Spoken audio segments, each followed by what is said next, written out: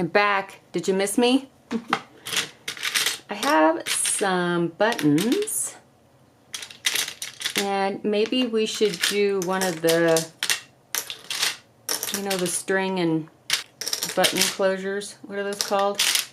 Sorry, the brain isn't working today, so I apologize.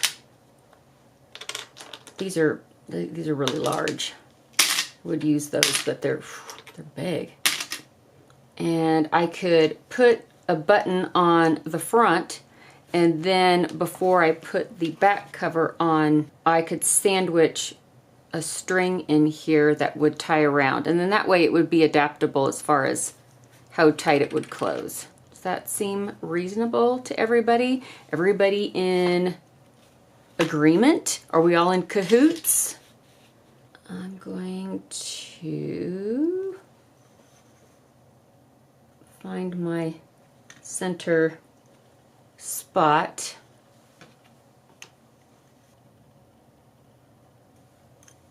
There.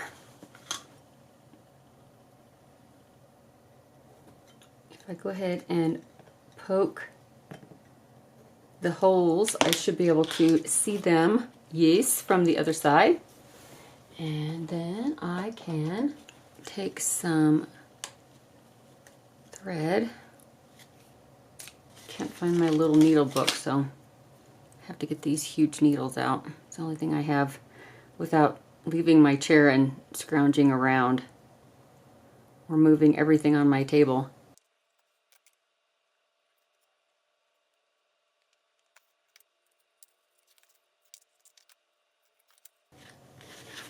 And I don't want to tie a knot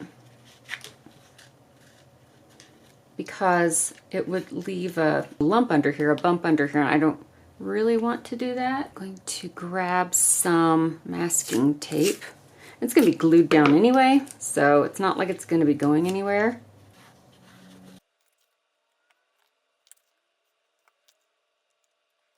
I'll just go through 2 times.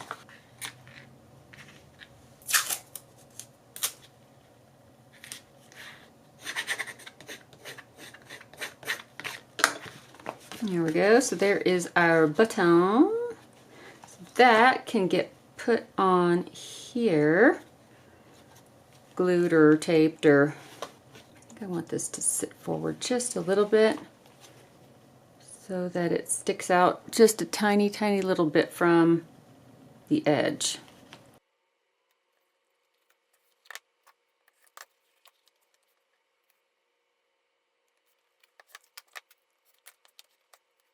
Now, because I used the fabric for the hinges are a little thicker than they would be otherwise. So I could fill in with something before I put this on top. You know what I mean? I have these scraps of the mixed media paper that I'm going to use for blotting paper that I could fill in with so that it raises the level up a little bit. Here it is. Jeez, losing everything, including my mind.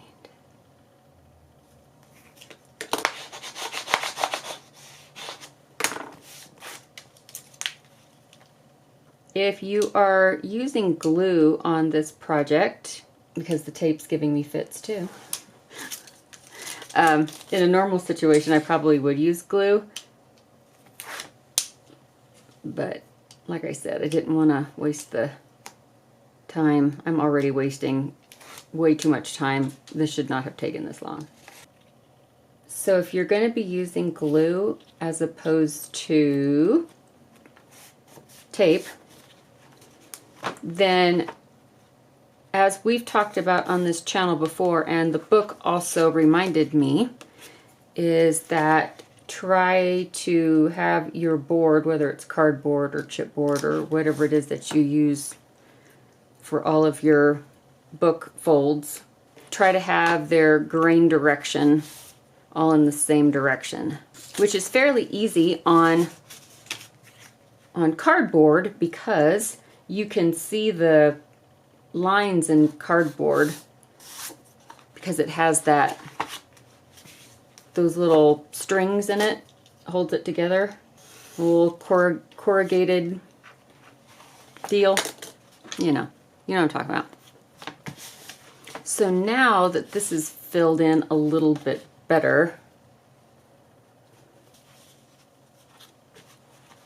because this fabric too creates a bulk, so I could also fill in this area here. So what I might do is just not a complete fill in, but we'll add some floor joists.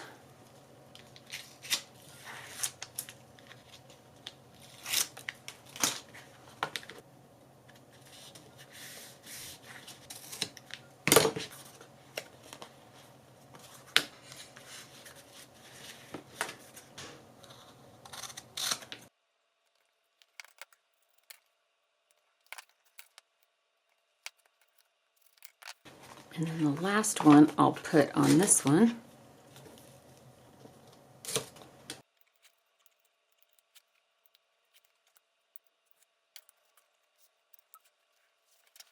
I'm going to set this here, and then I will be able to line it up and leave the amount of overhang that I would like. There's the front cover. And then the back one will get attached the same way, except I'm going to be sandwiching in some kind of a string. So I have to get that, don't I?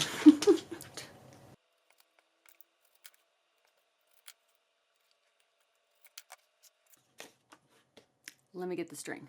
This one has a string on here that it's kind of a green. Not that it has to be green. I just thought, that'll do, pig. I'll tie a knot on one end. That way, I could go ahead and I will put this in here and ziggy-zaggy it back forth a bit. Let me find where's 3.5. Oh, that's 3.5 right there. Right there, perfect.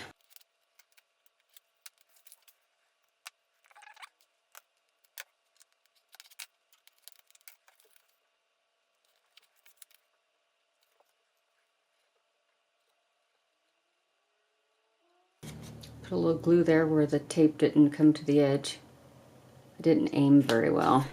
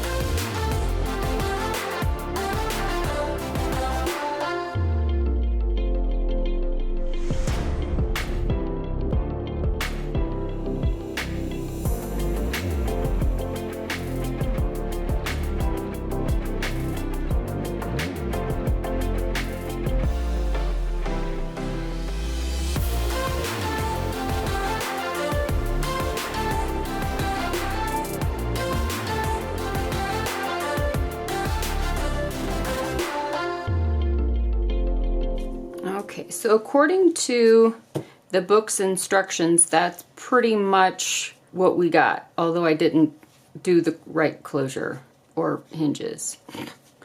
Anyway, so I'm going to take the string and I think I'm going to loop it around and then go back and then come this way and then go around and then go back, and then we could even go around again, depending on what you have in there, I think. And there is that. I still never figured out what the wax paper was for in the instructions. It listed wax paper, but I still, unless I happen to look over it, which is absolutely positively possible. I couldn't figure that out. So let me undo this. And then for the 18 pieces, the blotter paper, what's supposed to happen is between each of the layers, you put 2 pieces of the blotter paper for specimens. Because you see how it opens on both sides. Since it's an accordion, it opens back there, and then it also opens in this direction. So there are 9 compartments like that, which makes it a little fatter.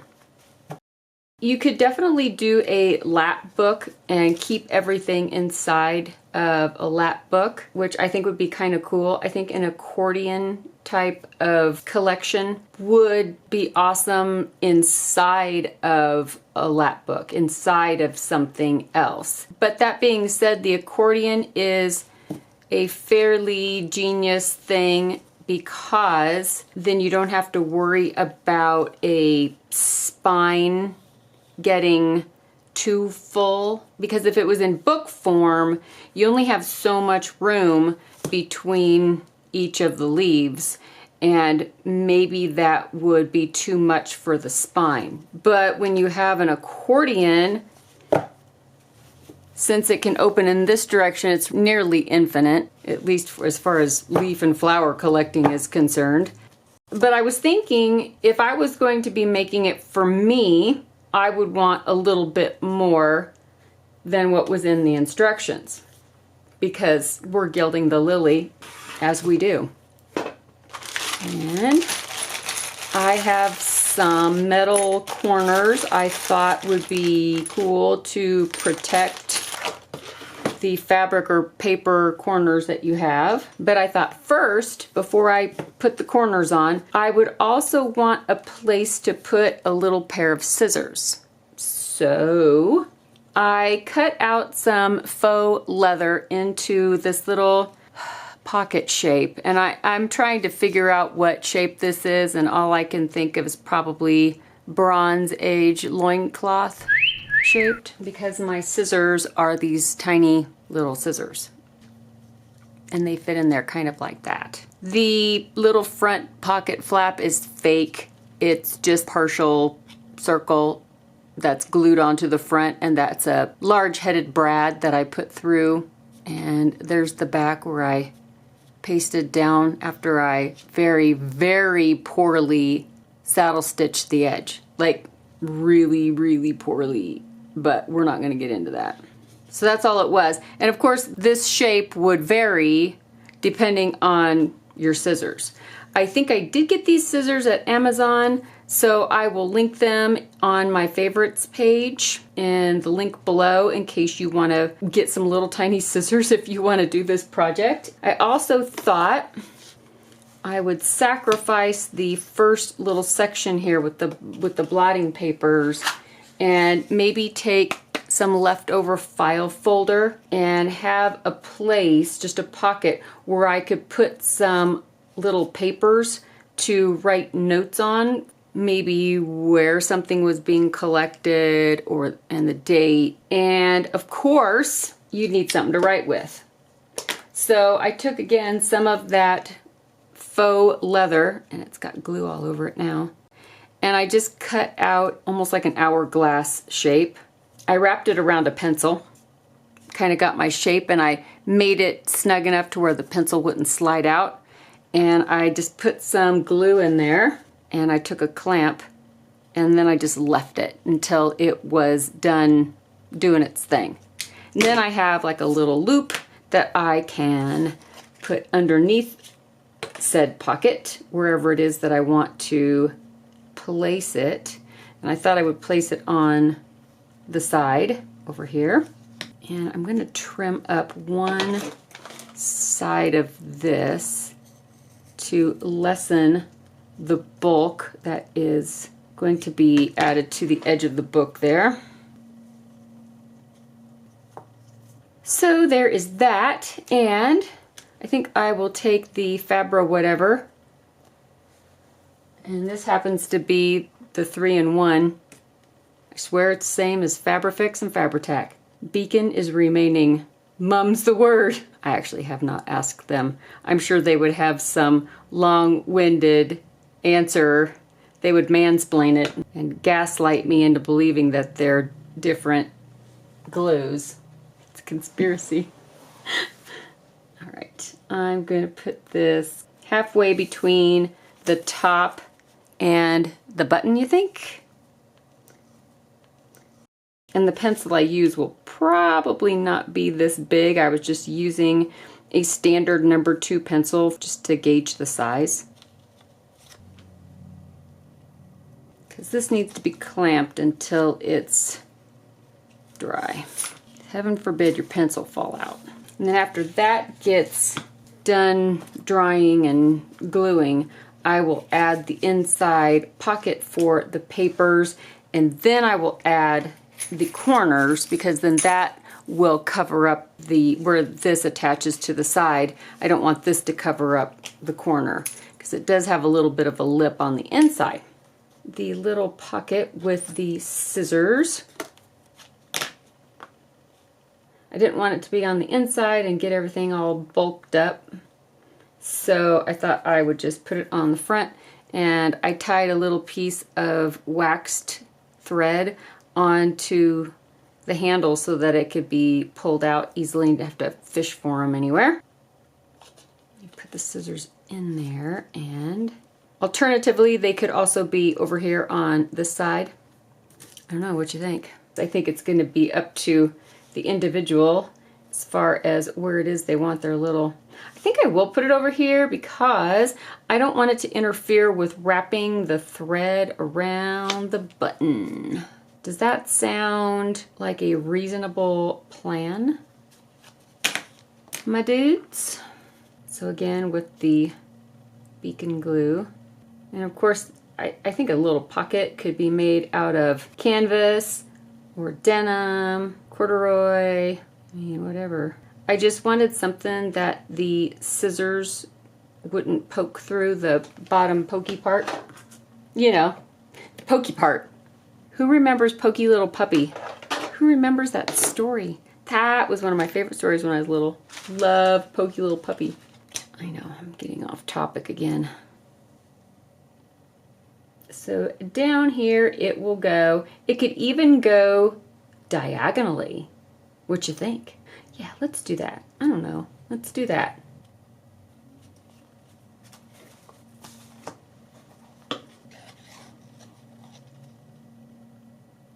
Clamp that puppy down until it is dry. Okay, let's give this a minute and I will be right back. Probably give it 15 minutes. Okay, now on this side, what I'm probably going to do, if you hear lawnmowers, I'm sorry. I'm going to take some masking tape because if I want to be putting paper in this side pocket dealie, it might get caught on this edge. But if I put a piece of tape over that and make it so that it's more of a smooth transition than a ridge, then the paper shouldn't get caught on it as easily, at least. And here is a piece of the file folder. And I'm going to, you guessed it, tape it. I did fold over the edge so that the edge would be a little thicker where the papers get slid inside. I didn't want that edge to get roughed up.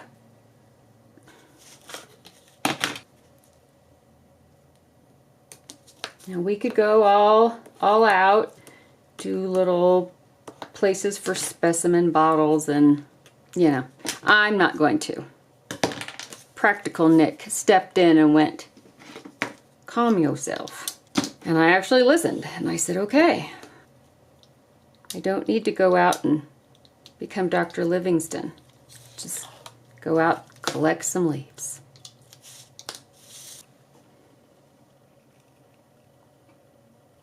And that shall get placed there, like such and so forth. It's a little stack of paper.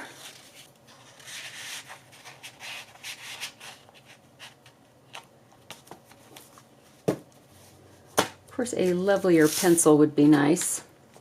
But let's take that out for now because last thing to do would be to add the corners, if they will fit now. I think so. I think we'll be okay.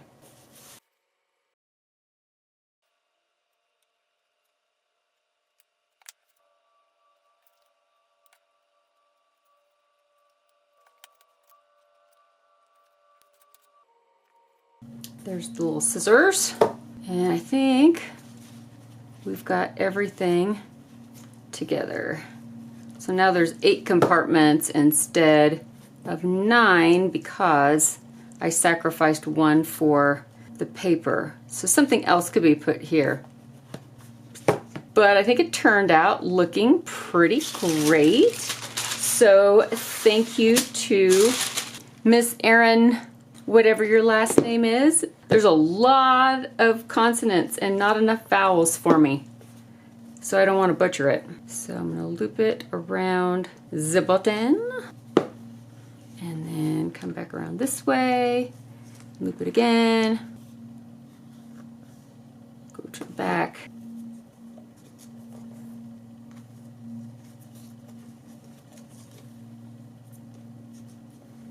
And I think I will probably make a knot up here a bit because I left the string super long and I don't need it all.